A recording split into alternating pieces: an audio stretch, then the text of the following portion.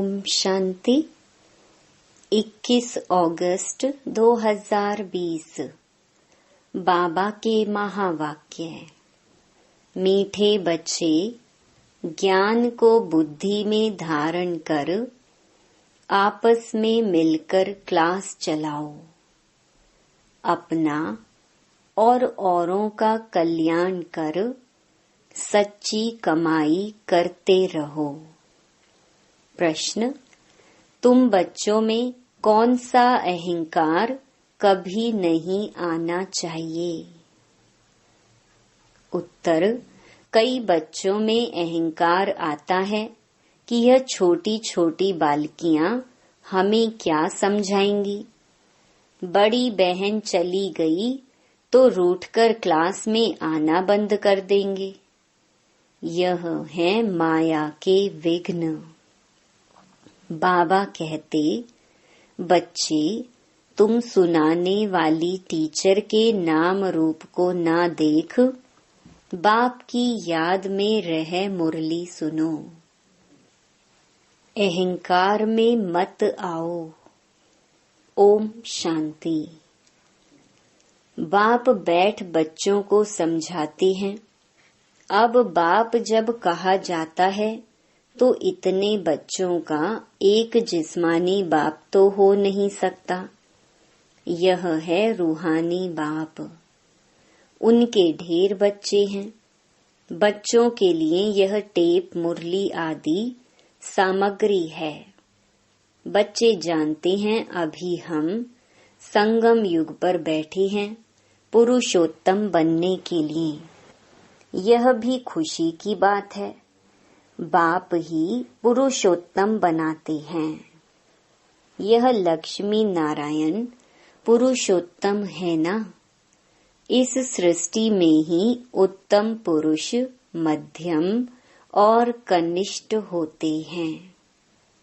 आदि में है उत्तम, बीच में है मध्यम, अंत में है कनिष्ठ। हर चीज पहले नई, उत्तम, फिर मध्यम, फिर कनिष्ठ अर्थात पुरानी बनती है। दुनिया का भी ऐसे है। तो जिन जिन बातों पर मनुष्यों को संशय आता है उस पर तुमको समझाना है। बहुत करके ब्रह्मा के लिए ही कहते हैं कि इनको क्यों बिठाया है, तो उनको झाड़ के चित्र पर ले आना चाहिए। देखो, नीचे भी तपस्या कर रहे हैं और ऊपर में एकदम अंत में बहुत जन्मों के अंत के जन्म में खड़े हैं। बाप कहते हैं, मैं इनमें प्रवेश करता हूँ। यह बातें समझाने वाला बड़ा अक्लमंद चाहिए। एक भी बेअक्ल निकलता है तो सभी बीके का नाम बदनाम हो जाता है। पूरा समझाना आता नहीं है। भल कंप्लीट पास तो अंत में ही होते हैं। इस समय 16 कला संपूर्ण कोई बन ना सके, लेकिन समझाने में नंबरवार जरूर होते हैं। परम पिता परमात्मा से प्रीत नहीं है तो विपरीत बुद्धि ठहरे ना। इस पर तुम समझा सकते हो। जो प्रीत बुद्धि हैं वह विजयंती और जो विपरीत बुद्धि हैं वह विनश्यंती हो जाते हैं। इस पर भी कई मनुष्य बिगड़ते हैं, फिर कोई न कोई इल्जाम लगा देते हैं। झगड़ा फसाद मचाने में देरी नहीं करते हैं। कोई कर ही क्या सकते हैं। कभी चित्रों को आग लगाने में भी देरी नहीं करेंगे। बाबा राय भी देते हैं, चित्रों को इंश्योर करा दो। बच्चों की अवस्था को भी बाप जानते हैं। क्रिमिनल आई पर भी बाबा रोज समझाते रहते हैं। लिखते हैं, बाबा आपने जो क्रिमिनल आई पर समझाया है यह बिल्कुल ठीक कहा है। यह दुनिया तमो प्रधान है ना। दिन प्रतिदिन तमो प्रधान बनते जाते हैं। वो तो समझते हैं कलयुग अभी रेगड़ी पहन रहा है, घुटनों के बल चल रहा है, अज्ञान नींद में बिल्कुल सोए हुए हैं। कभी कभी कहते भी हैं यह महाभारत लड़ाई का समय है, तो जरूर भगवान कोई रूप में होगा। रूप तो बताते नहीं, उनको जरूर किसमें प्रवेश होना है। भाग्यशाली रथ गाया जाता है। रथ तो आत्मा का अपना होगा ना, उसमें आकर प्रवेश करेंगे। उनको कहा जाता है भाग्यशाली रथ। बाकी वह जन्म नहीं लेते हैं, इनके ही बाजू में बैठ ज्ञान देते हैं। कितना अच्छी रीति समझाया जाता है। त्रिमूर्ति चित्र भी है। त्रिमूर्ति तो ब्रह्मा विष्णु शंकर को कहेंगे। जरूर यह कुछ करके गए हैं, जो फिर रास्तों पर मकान पर भी त्रिमूर्ति नाम रखा है। जैसे इस रोड को सुभाष मार्ग नाम दिया है। सुभाष की हिस्ट्री तो सब जानते हैं। उन्हों के पीछे बैठ हिस्ट्री लिखते हैं, फिर उनको बनाकर बड़ा कर देते हैं। कितनी भी बड़ाई बैठ लिखें, जैसे गुरु नानक का पुस्तक कितना बड़ा बनाया है, इतना उसने तो लिखा नहीं है। ज्ञान के बदले भक्ति की बातें बैठ लिखी हैं। यह चित्र आदि तो बनाए जाते हैं समझाने के लिए। यह तो जानते हैं इन आँखों से जो कुछ दिखाई पड़ता है, यह सब भस्म हो जाना है। बाकी आत्मा तो यहाँ रह न सके, जरूर घर चली जाएगी। ऐसी ऐसी बातें कोई सबकी बुद्धि में बैठती थोड़ी हैं। अगर धारणा होती है तो क्लास क्यों नहीं चलाते। 7-8 वर्ष में ऐसा कोई तैयार नहीं होता जो क्लास चला सके। बहुत जगह ऐसे चलाते भी हैं, फिर भी समझते हैं माताओं का मर्तबा ऊंच है। चित्र तो बहुत हैं, फिर मुरली धारण कर उस पर थोड़ा समझाते हैं। यह तो कोई भी कर सकते हैं, बहुत सहज है। फिर पता नहीं क्यों ब्राह्मणी की मांगनी करते हैं। ब्राह्मणी कहाँ गई तो बस रूठकर बैठ जाती हैं। क्लास में नहीं आते, आपस में खिटपिट हो जाती है। मुरली तो कोई भी बैठ सुना सकते हैं ना। कहेंगे फुर्सत नहीं। यह तो अपना भी कल्याण करना है, तो औरों का भी कल्याण करना है। बहुत भारी कमाई है, सच्ची कमाई करानी है, जो मनुष्यों का हीरे जैसा जीवन बन जाए। स्वर्ग में सब जाएंगे ना, वहाँ सदैव सुखी रहते हैं। ऐसे नहीं प्रजा की आयु कम होती है, नहीं, प्रजा की भी बड़ी आयु होती है। वह है ही अमर लोक। बाकी पद कम जास्ती होते हैं, तो कोई भी टॉपिक पर क्लास कराना चाहिए। ऐसे क्यों कहते हैं अच्छी ब्राह्मणी चाहिए, आपस में क्लास चला सकते हैं, रड़ी नहीं मारनी चाहिए। कोई कोई को अहंकार आ जाता है, यह छोटी छोटी बालकियां क्या समझाएंगी। माया के विघ्न भी बहुत आते हैं, बुद्धि में नहीं बैठता। बाबा तो रोज समझाते रहते हैं, शिव बाबा तो टॉपिक पर नहीं समझाएंगे ना। वह तो सागर है, उछले मारते रहेंगे। कभी बच्चों को समझाते, कभी बाहर वालों के लिए समझाते। मुरली तो सबको मिलती है। अक्षर नहीं जानते हैं तो सीखना चाहिए ना। अपनी उन्नति के लिए पुरुषार्थ करना चाहिए। अपना भी और दूसरों का भी कल्याण करना है।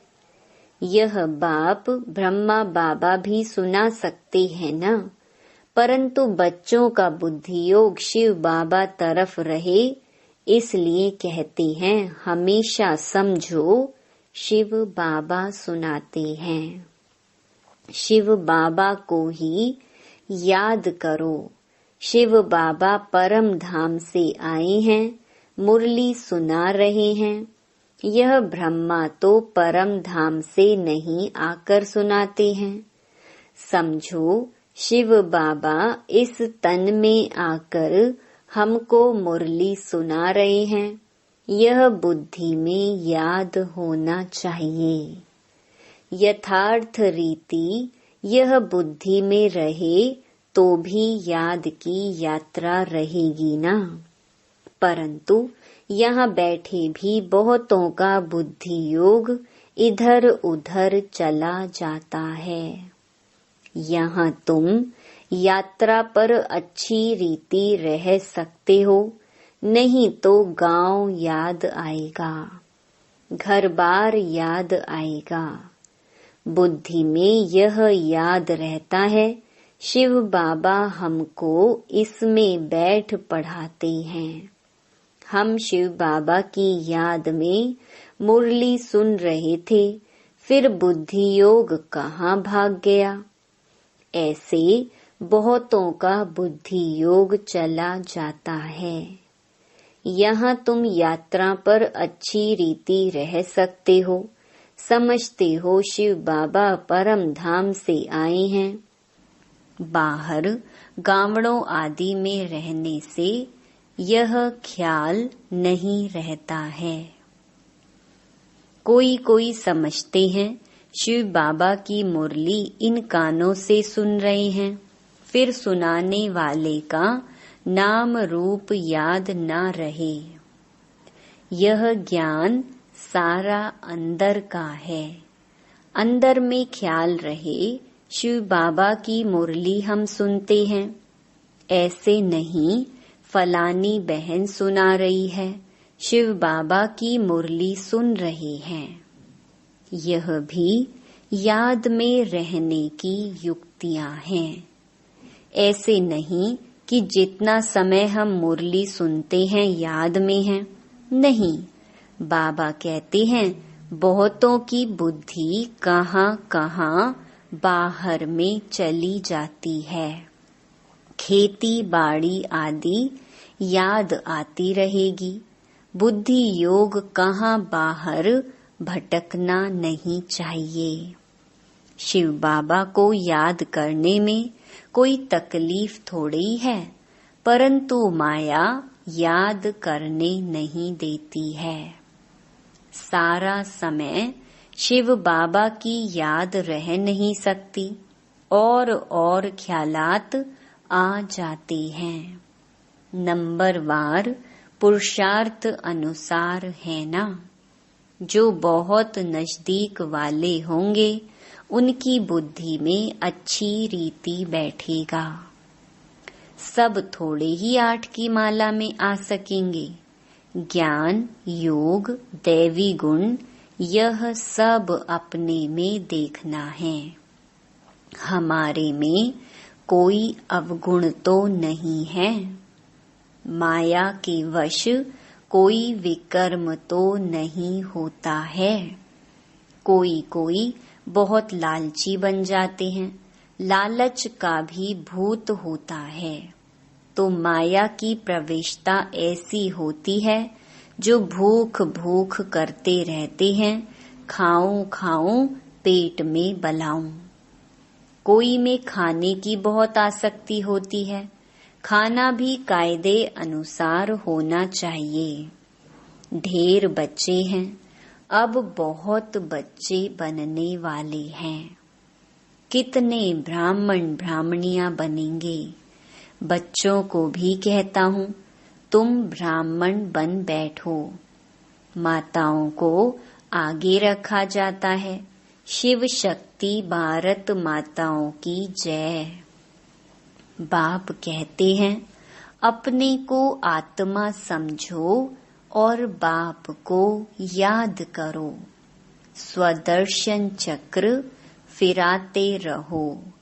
स्वदर्शन चक्रधारी तुम ब्राह्मण हो। यह बातें नया कोई आए तो समझ ना सके। तुम हो सर्वोत्तम ब्रह्मा मुख वंशावली ब्राह्मण कुलभूषण स्वदर्शन चक्रधारी। नया कोई सुने तो कहेंगे स्वदर्शन चक्र तो विष्णु को है। यह फिर इन सब को कहते रहते हैं, मानेंगे नहीं। इसलिए नए नए को सभा में अलाउ नहीं करते। समझ नहीं सकेंगे। कोई कोई फिर बिगड़ पड़ते हैं। क्या हम बेसमझ हैं जो आने नहीं दिया जाता है? क्योंकि और सत्संगों में तो ऐसे कोई भी जाते रहते हैं। वहाँ तो शास्त्रों की ही बातें सुनाते रहते हैं। वह सुनना हरेक का हक है। यहाँ तो संभाल रखनी पड़ती है। यह ईश्वरीय ज्ञान बुद्धि में नहीं बैठता तो बिगड़ पड़ते हैं। चित्रों की भी संभाल रखनी पड़ती है। इस आसुरी दुनिया में अपनी दैवी राजधानी स्थापन करनी है। जैसे क्राइस्ट आया अपना धर्म स्थापन करने। यह बाप दैवी राजधानी स्थापन करते हैं। इसमें हिंसा की कोई बात नहीं है। तुम न काम कटारी की और न स्थूल हिंसा कर सकते हो। गाते भी हैं, मूत पलीती कप्पड़ धोए। मनुष्य तो बिल्कुल घोर अंधियारे में है। बाप आकर घोर अंधियारे से घोर सोझरा करते हैं। फिर भी कोई कोई बाबा कहकर फिर मुंह मोड़ देते हैं, पढ़ाई छोड़ देते हैं। भगवान विश्व का मालिक बनाने के लिए पढ़ाते हैं। ऐसी पढ़ाई को छोड़ दे तो उनको कहा जाता है महामूर्ख। कितना जबरदस्त खजाना मिलता है, ऐसे बाप को थोड़े ही कभी छोड़ना चाहिए। एक गीत भी है, आप प्यार करो या ठुकराओ, हम आपका दर कभी नहीं छोड़ेंगे। बाप आए ही हैं बेहद की बादशाही देने। छोड़ने की तो बात ही नहीं। हाँ, लक्षण अच्छे धारण करने हैं। स्त्रियां भी रिपोर्ट लिखती हैं, यह हमको बहुत तंग करते हैं। आजकल लोग बहुत बहुत खराब हैं। बड़ी संभाल रखनी चाहिए। भाइयों को बहनों की संभाल रखनी है। हम आत्माओं को कोई भी हालत में बाप से वर्षा जरूर लेना है। बाप को छोड़ने से वर्षा खलास हो जाता है। निश्चय बुद्धि विजयंती, संशय बुद्धि विनश्यंती। फिर पद बहुत कम हो जाता है। ज्ञान एक ही ज्ञान सागर बाप दे सकते हैं, बाकी सब है भक्ति। भल कोई कितना भी अपने को ज्ञानी समझे, परंतु बाप कहते हैं सबके पास शास्त्रों और भक्ति का ज्ञान है। सच्चा ज्ञान किसको कहा जाता है, यह भी मनुष्य नहीं जानते हैं। अच्छा, मीठे मीठे सिकिलधे बच्चों प्रति माता पिता बाप दादा का याद प्यार और गुड मॉर्निंग। रूहानी बाप की रूहानी बच्चों को नमस्ते। धारणा के लिए मुख्य सार। पहला, ध्यान रखना है कि मुरली सुनते समय बुद्धि योग बाहर भटकता तो नहीं है। सदा स्मृति रहे कि हम शिव बाबा के महावाक्य सुन रहे हैं। यह भी याद की यात्रा है।